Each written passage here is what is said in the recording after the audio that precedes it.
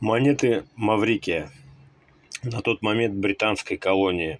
Я уже много раз показывал и рассказывал о монетах Маврикия. Перед вами монеты номиналом 10 центов 1971 года и четверть рупии 25 центов 1971 года. Монеты просто в идеальном качестве. Вытащил я их из альбомов, из коллекции одного немецкого коллекционера. Вот с обратной стороны мы видим Елизавету. Монеты просто в идеальном состоянии. Достаточно красивые, но не особо дорогие. Средняя цена, даже в таком качестве, 3-5 евро. Специально для канала Yuga Coins Маврикий во времена британской колониальной эпохи.